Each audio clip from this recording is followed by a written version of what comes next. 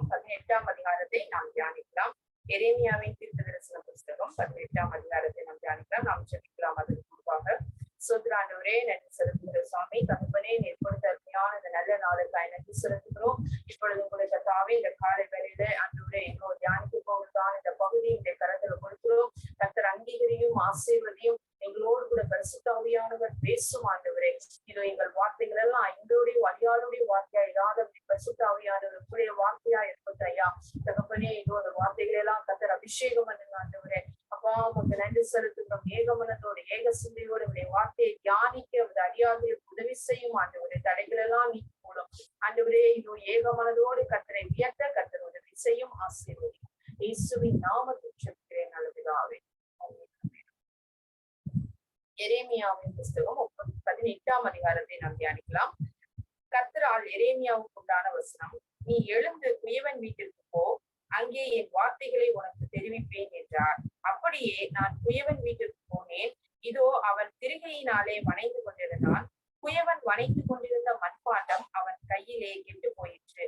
அப்பொழுது அதை திருத்தமாய் செய்யும்படிக்கு தன் பார்வைக்கு சரியாய் கண்டபடி குயவன் அதை திரும்ப வேறே பாண்டமாய் வணைத்தான்.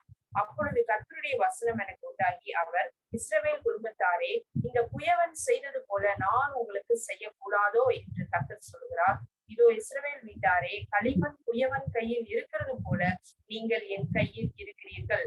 பிடுங்குவேன், இடிப்பேன், அழிப்பேன் என்று நான் ஒரு ஜாதிக்கு விரோதமாகவும் ஒரு ராஜ்யத்துக்கு விரோதமாகவும் சொன்ன மாத்திரத்தில் நான் விரோதமாய் பேசின அந்த ஜாதியார் தங்கள் தீங்கை விட்டு திரும்பினால் நானும் அவர்களுக்கு செய்ய நினைத்த தீங்கை செய்யாதபடிக்கு மனம் மாறுவேன்.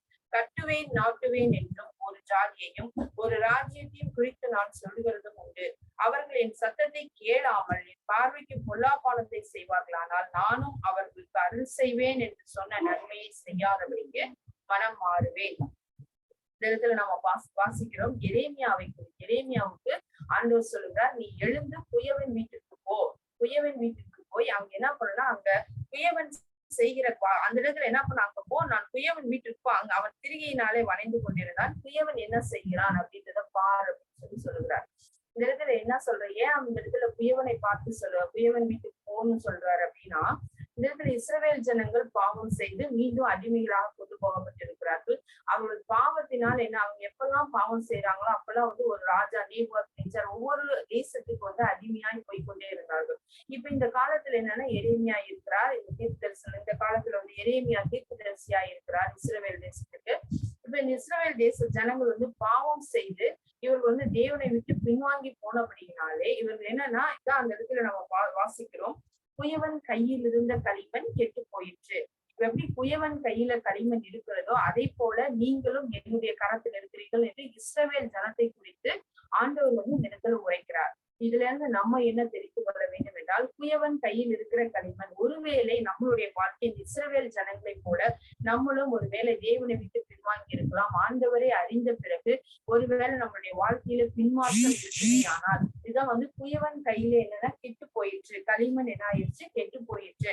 அப்படின்னா குயவனாகிய ஆண்டவருடைய கரத்திலே நாம் இருக்கும் பொழுது ஒருவேளை நம்மளுடைய காரியங்கள் தேவனுக்கு பிரியம் இல்லாமல் போகுமானால், நாம் பிரியம் இல்லாமல் நடப்போமே ஆனால் அப்பொழுது என்னன்னா நம்ம ஆண்டவரால் வணைய முடியாதபடி என்னன்னா அந்த குயவன் கையிலே கெட்டு போயிடுச்சுன்னா பரவாயில்ல அந்த மண்.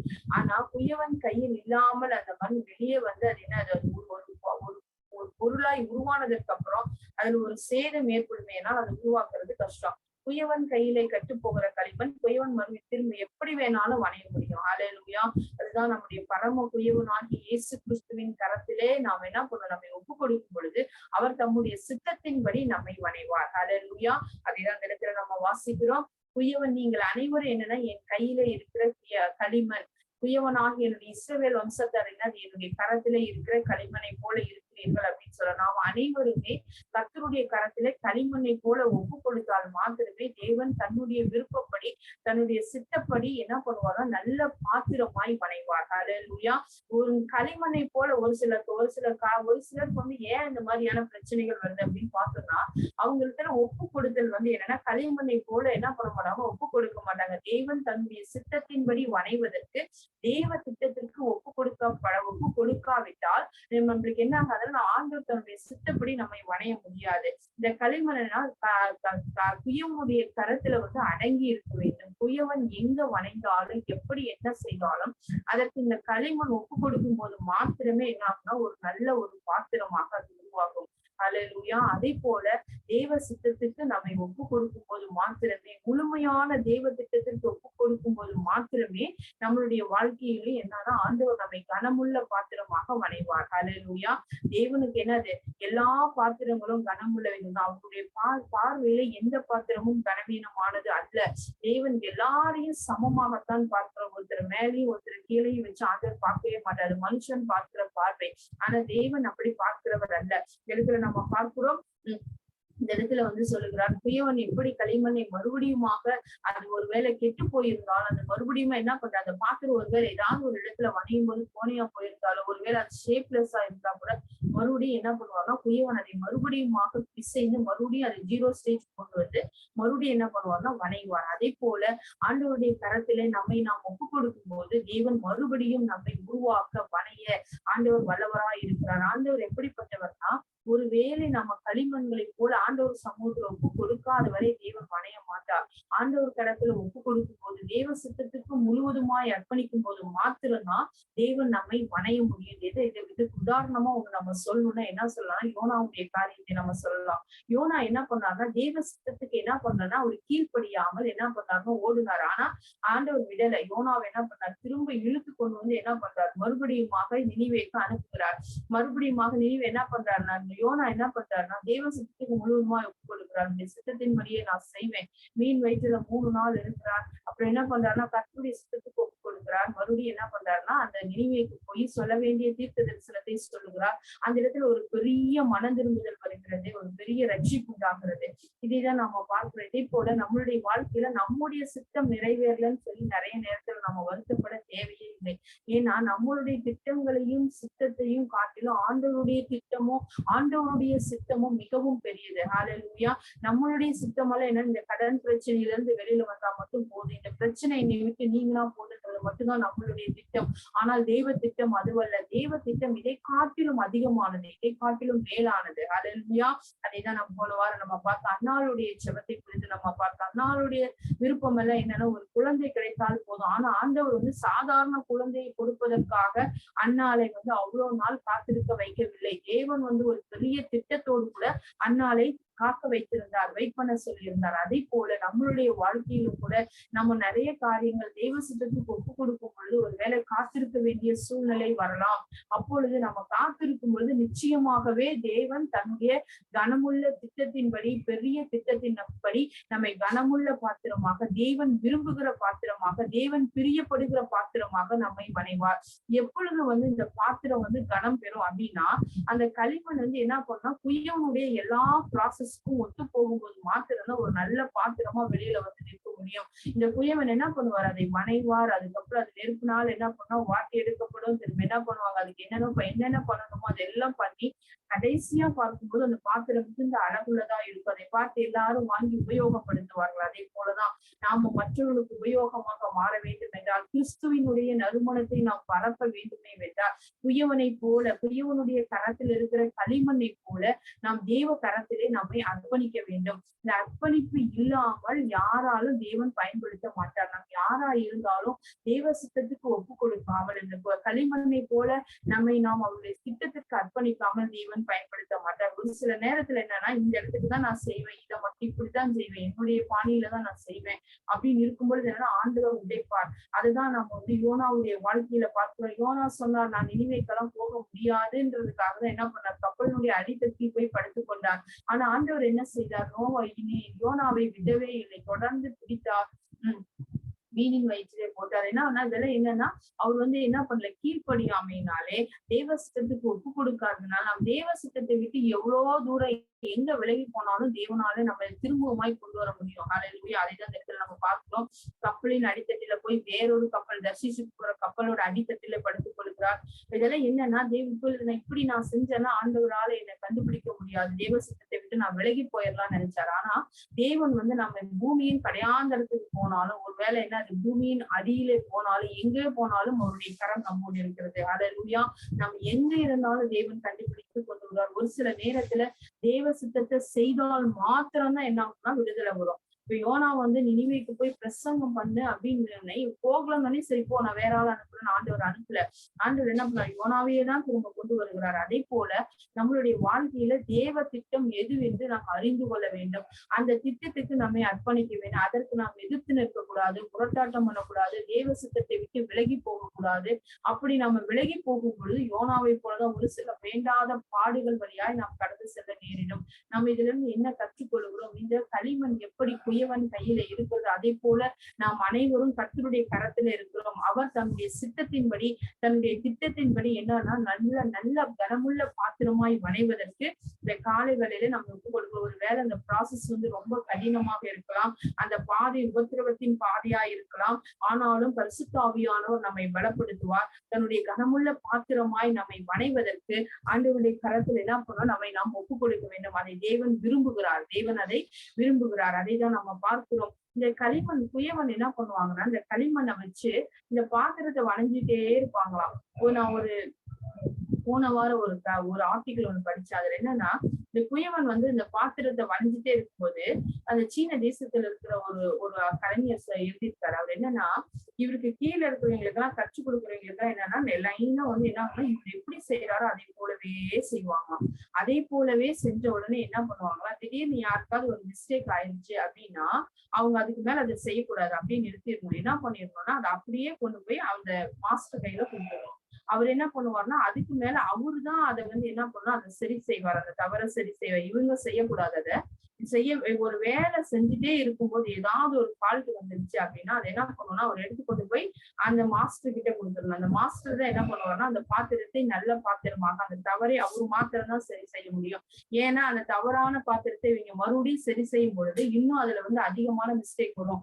அதனால என்ன பண்ணணும்னா, அந்த பாத்திரத்தை எங்க யாருக்கிட்ட கொடுக்கணும், மாஸ்டர் கிட்ட கொடுக்கணும் அப்படின்னு சொல்லி அந்த ஆர்டிகிள்ல போட்டு. அதே போல நம்மளுடைய பரம குயவனாகி அவருடைய கரத்திலே நம்மை நாம் அர்ப்பணிக்கும் போது ஆண்டவர் என்ன பண்ணுவார்னா, நம்மளுடைய எல்லா குறைகளையும் சரியாக்கி தேவன் விரும்புகிற ஒரு கனமுள்ள பாத்திரமாக பனைவார். ஹல்லேலூயா. அதைதான் நாம வாசிக்கிறோம். தேவன் விரும்புகிற பாத்திரம், தேவன் விரும்புகிற கனமுள்ள பாத்திரமாக நாம் வணையப்பட வேண்டுமே என்றால், தேவன் ஒரு சில நேரத்துல வந்து நம்மளுடைய பாத்திரத்துல ஒரு வேலை நம்ம என்னது ஒரு குறையை நம்ம பார்க்கிறோம், அது வந்து சரியில்லை அப்படின்னா உடனே என்ன பண்ணணும், ஆண்டவருடைய கரத்துல ஒப்புரவாக வேண்டும். அவருடைய கரத்துல மீண்டுமாய் அவருடைய பாதத்துக்கு சென்று அந்த காரியத்தை என்ன பண்ணோம், ஒப்புரவாக்கி கொள்ள வேண்டும். மீண்டுமாய் அந்த உறவை சரி செய்து கொள்ள வேண்டும். அதை தான் நம்ம இந்த இடத்துல பார்க்கிறோம். அதனால நம்ம என்ன இந்த காலை வேளையில் நம்ம என்ன செய்யணும்னா, ஒருவேளை இந்த பாடுகள், இந்த பிரச்சனைகள், ஆண்டவர் ஒரு சில பாத்திரங்களை கனமுள்ளதாய் உருவாக்குவதற்காகவே என்ன பண்ணுவார்னா, அந்த பாத்திரங்களை வந்து அப்படிப்பட்ட பாடுகளின் வழியாய் நடத்தி செல்லுவார். ஹல்லேலூயா. ஒரு சில பாத்திரங்கள் என்ன பண்ணுவார், நிறைய பேருக்கு வந்து பயங்கரமான பாடுகள், அதிக மகிமையும் கனத்தையும் கொண்டு வரும் நம்ம வாசிக்கிறோம். ஒரு சிலருடைய வாழ்க்கையில அதிகமான நிந்தனை, நெருக்கம், பாடுகள், உபத்திரவங்கள், ஏன்னே தெரியல, இது வந்து என்னது அனுபவம், நான் எதுவுமே இது மாதிரி பண்ணவே இல்லை, ஏன் என் வாழ்க்கையில இப்படி நடக்கிறது அப்படின்னு சொல்லி நிறைய பேர் என்ன பண்ணுவாங்கன்னா, தன்னுடைய வாழ்க்கையை குறித்து என்ன ரொம்ப ஒரு பாரமும் கவலையுமா இருக்கும். ஆனா பரம குயவராகிய நம் ஆண்டவராகிய இயேசு கிறிஸ்துவை நாம் சார்ந்து கொள்ளும் பொழுது, முழுவதுமாய் தெய்வ திட்டத்துக்கு நம்மை அர்ப்பணிக்கும் பொழுது ஆண்டவர் என்ன செய்வார்னா, நிச்சயமாகவே என்ன பண்ணுவார்னா, இந்த பாடுகள் மத்தியில என்ன பண்ணுவோம், ஒரு பெரிய கனத்தையும் மகிமையையும் தேவன் தருவார். ஹல்லேலூயா. யோசேப்புடைய நம்ம வாழ்க்கையில நம்ம பார்க்கலாம், மோசேயுடைய வாழ்க்கையில நம்ம பார்க்கலாம்.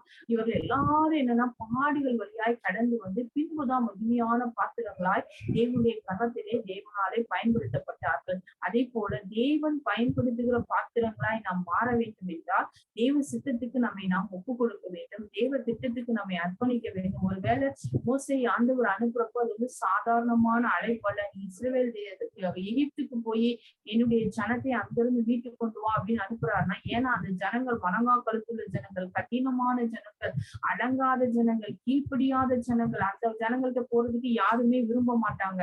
ஆனா இது மோசையை வந்து ஆண்டவர் சொல்ல, நீ அங்கதான் போகணும்னு சொல்றாரு, நீ அங்கதான் போகணும் அப்படின்னு சொல்றாரு. அனுப்ப சுத்தமா இருக்கிற வேற யாரையாவது அனுப்பணும்னே ஆண்டவர் விடலையே. ஆண்டவர் என்ன சொல்றாரு, மோசேக்கு சொல்றாரு, இல்ல நீ தான் போகணும் அப்படின்றாரு. உன் சகோதரனாகி ஆரோன் வருகிறார், அவர் உனக்கு ஹெல்ப் பண்ணுவார் அப்படின்னு சொல்லுகிறாரு. இதெல்லாம் என்ன நம்ம பார்க்கிறோம்னா, இந்த ப்ராசஸ்க்கு மோசே ஒப்பு கொடுத்தார். அதுல நம்ம பார்க்கிறோம், அந்த பாதை மிகவும் கடினமான பாதை. 6,00,000 ஜனங்களை வழி நடத்துவதற்கு சாத்தியமே இல்லை.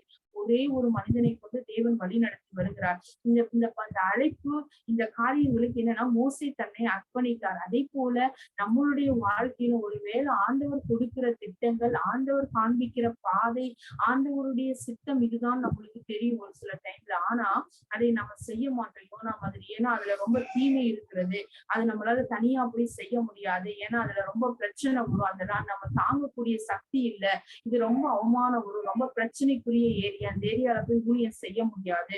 இது ஆண்டவர் சொல்றாரு, இருந்துட்டு போது நம்ம வேற இடத்துல போய் வேற ஒரு ஏரியால ஊழியம் செய்யலாம் அப்படின்னு நம்ம நினைக்கலாம். ஆனா தேவ திட்டத்தை விட்டு நம்ம விலகி போய், தேவ சித்தத்தை விட்டு நம்ம விலகி போய் செய்கிற எந்த காரியத்திலும் ஒரு ப்ரொடியூஸ் இருக்காது, ஒரு ப்ரொடெக்ஷன் இருக்காது, அந்த காரியத்துல ஒரு பெருக்கம் இருக்காது, அந்த காரியத்துல ஒரு ஆசீர்வாதம் இருக்காது, அந்த காரியம் நம்மளுக்கு வெறுமையா இருக்கும்.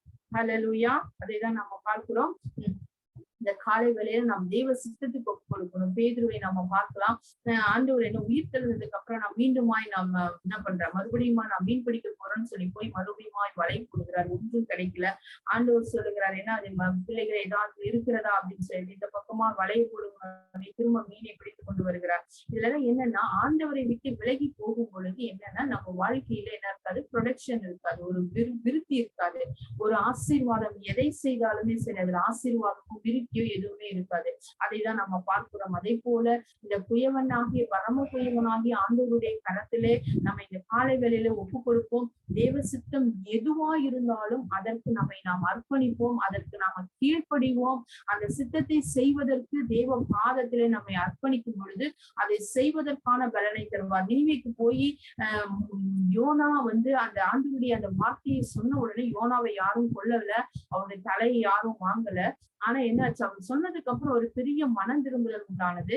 அழிப்பேன்னு சொல்லி ஆண்டவர் சொன்ன அந்த தேசத்தை தேவன் மீண்டுமா என்ன பண்ண, அழிக்காதபடி அவர் மனம் திரும்புவதற்கு தேவன் உதவி செய்தார். அதே போலதான் நம்மளுடைய வாழ்க்கையில ஒருவேளை அது நம்மளுக்கு பிடிக்காத மாதிரி இருந்தாலும், இங்க போனா இப்படிதான் அப்படிதான் சொல்லி ஒருவேளை நம்ம நினைத்திருந்தாலும், தேவ சித்தத்துக்கு ஒப்பு கொடுத்து போகும்போது தேவன் நமக்கு உதவி செய்வார். ஹல்லேலூயா. ஏன்னா அனுப்புகிறவர் அவர், சொல்லுகிறவர் அவர். அது நம்முடைய திட்டம் அல்லது தேவனுடைய திட்டமா இருக்கிறபடினாலே தேவன் அந்த திட்டத்தை நிறைவேற்றுவதற்கான பலனையும் அதற்கான சூழ்நிலைகளையும் நமக்கு வாய்க்க பண்ணி தருவார். ஹல்லேலூயா.